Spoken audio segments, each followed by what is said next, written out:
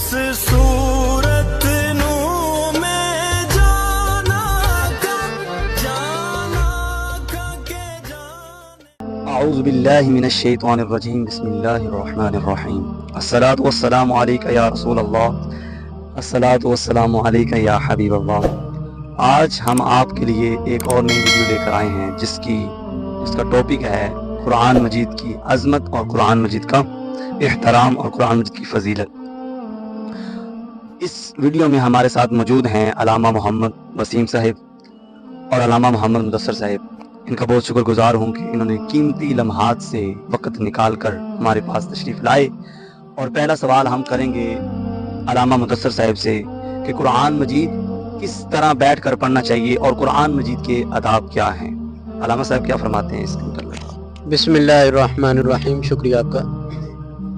कुरान मजीद की मैं जितने बैठने के अदब व एहतराम बयान करूँ यकीनन वो कम है, ठीक है, लेकिन जिन चीज़ों का ख्याल रखना ज़रूरी है, सबसे पहले ये होना चाहिए कि बंदे को पाक और साफ़ होना चाहिए।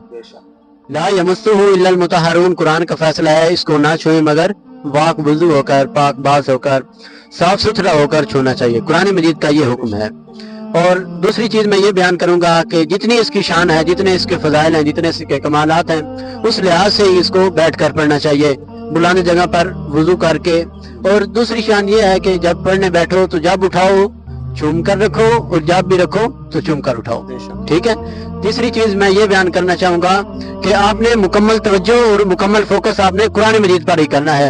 ये नहीं है कि आप कुरान मजीद भी इस्तेमाल कर रहे हो और साथ दूसरी भी कोई एक्टिविटी कर रहे हो, ऐसा नहीं होना चाहिए, बल्कि कुरान पढ़ते वक्त आपकी पूरी तवज्जो कुरान पर होनी चाहिए, ये मैं कहना चाहूंगा। और आवाम को ये चाहिए कि वो अपने बेटों को और अपने बच्चों को अच्छा कुरान मजीद पढ़ना सिखाएं, ताकि वो जब बड़े हो जाएं तो फिर ये ना हो कि जब कुरान मजीद पढ़ने बैठे तो वालिदैन की कब्र पर वो फातिहा भी ना पढ़ सके, और पढ़े तो कुरान मजीद में गलतियां करते रहें। ये थे अल्लामा मोहम्मद मुदस्सर साहिब जो अपनी गुफ्तगू से आपकी और मेरी रहनुमाई फरमा रहे थे। बहुत शुक्रिया अल्लामा मोहम्मद मुदस्सर साहिब। और हम आगे वाला सवाल करेंगे अल्लामा मोहम्मद वसीम साहिब से। ये हमारी रहनुमाई फरमाएंगे कि कुरान मजीद की फजीलत क्या है, कि कुरान तेरी रहमतों का दीवान नजर आया, आका तेरी सूरत और सीरत का उन्वान नजर आया, माजाग हैं आंखें तो वह शम्स है रुख नासिर, कुरान के चेहरे पे कुरान नजर आया। तो अब इन अल्फाजों के साथ हम पूछेंगे अल्लामा मोहम्मद वसीम साहब से कि कुरान मजीद की फजीलत, कुरान मजीद की शान क्या है। अल्लामा साहब आप इसके मुताल्लिक़ क्या हमारी रहनुमाई फरमाएंगे? बिस्मिल्लाहिर्रहमानिर्रहीम। चेहरा मुस्तफ़ा असल में कुरान है, सुभान अल्लाह, और कुरान असल में चेहरा मुस्तफ़ा है, और आशिकों की तिलावत पे लाखों सलाम। तो कुरान पाक की फजीलत तो सबसे बड़ी यही है कि कुरान पाक खुद एक फजीलत है।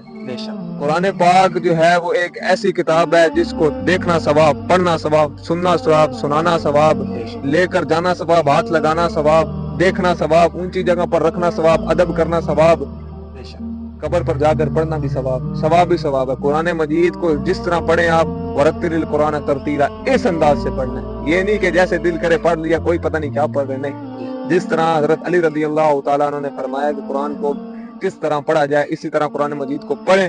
और उस तरह फिर कुरान मजीद को पढ़ने का फायदा क्या है कि उस तरह अगर पढ़ा जाए तो फिर अल्लाह ताला की तरफ से ही सवाब मिलेगा, कुरान पाक को पढ़ने का सवाब मिलेगा। ये कुरान पाक की फजीलत सबसे बड़ी ये है कि अल्लाह ताला ने बहुत सारी किताबें जो है ना, अल्लाह ताला ने किताबें नाजिल की, सहीफे नाजिल किए, और उनके बाद ये आखिर में कुरान पाक नाजिल हुआ। और ये कुरान पाक की ये शान है, कुरान पाक की ये शान है कि जब भी इसको पढ़ा जाए इंसान के अंदर से जो गुनाह है वो भी खत्म हो जाते हैं, और जो इंसान के अंदर जो बदनिगाही हो जाती है, गुनाह हो जाते हैं, गीबत चुगली, इस तरह के जो मामलात इंसान करता है अपनी डेली लाइफ में, कुरान पाक पढ़ता रहे तो अंदर की सफाई, अंदर की सफाई हो जाएगी, इंसान बिल्कुल साफ हो जाएगा, क्योंकि नूर ही नूर है। कुरान पाक पढ़ेगा तो नूर अंदर जाएगा, तो फिर इंसान के ज़हन में ऐसे जो है ना वो ख्यालात ही नहीं आएंगे कि मैंने ये गुनाह वाले काम करने हैं। क्योंकि ये कुरान पाक की फजीलत है कि जब कुरान पाक को बंदा पढ़ता है तो कुरान पाक पढ़ने के बाद बंदे के ज़हन में ऐसी कोई बात आती नहीं है कि बंदा जो है वो गुनाह की तरफ जाए।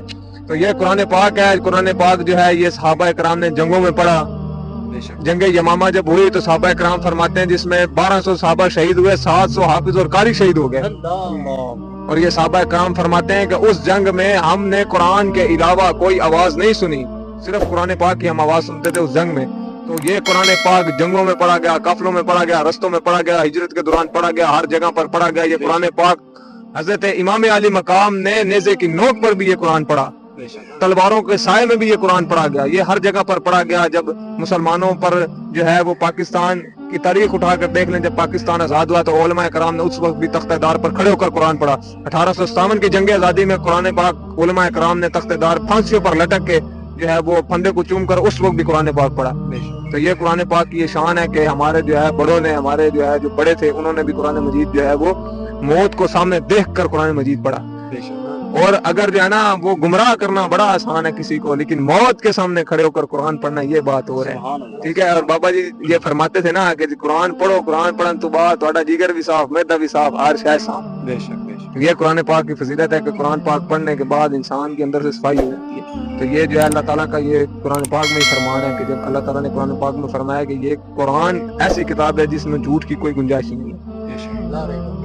ठीक है, झूठ की कोई गुंजाइश नहीं है। बेशक तो इस किताब में आपने अलिफ से लेकर अलिफ लाम मीम से लेकर वन्नास तक सच ही सच है और हक ही हक है। बेशक इसको पढ़ने के बाद इंसान कभी गुमराह नहीं हो सकता। तो ये मेरी दरख्वास्त है अवामुन नास से कि कुरान पाक को सही अंदाज के साथ, सही तरीके के साथ समझ कर पढ़ें। कुरान मजीद को इस अंदाज के साथ पढ़ें कि जब आप कुरान पाक पढ़ें तो सुनने वाला आपका कुरान सुने और कहे कि और पढ़ो कुरान पाक। तो इस तरह कुरान पाक पढ़ें। बहुत शुक्रिया अल्लामा मोहम्मद वसीम साहब जो कि कुरान की फजीलत में हमारी रहनुमाई फरमा रहे थे। अल्लामा मोहम्मद वसीम साहब का बहुत शुक्रिया जिन्होंने कुरान मजीद के आदाब से हमारी रहनुमाई फरमाई, क्योंकि अल्लाह ताला फरमाता है कि वरत्तिलिल कुरान तरतीला, कुरान मजीद को खूब ठहर ठहर कर पढ़ना चाहिए, करात के साथ पढ़ना चाहिए। और ये नहीं, कुरान मजीद सीखना चाहिए, अच्छे अंदाज के साथ सीखना चाहिए। और कुरान मजीद किसी हाफिज से, किसी आलिम से, किसी कारिउल कुर्रा से सीखना चाहिए। ये नहीं कि आप घर में बैठ के मोबाइल से निकाल के सीखें, तो वो भी आप काफ़ी गलतियां कर सकते हैं, क्योंकि जो उस्ताद का सिखाना होता है वो और होता है और जो ऐसे सुना के पढ़ना होता है वो कुछ और होता है। इसलिए उलमा की मजलिस में बैठकर कुरान भी सीखें और पहले अदाब, फिर उसकी फजीलत सीख कर फिर उसके ऊपर अमल करके अपनी ज़िंदगी गुजारें। इस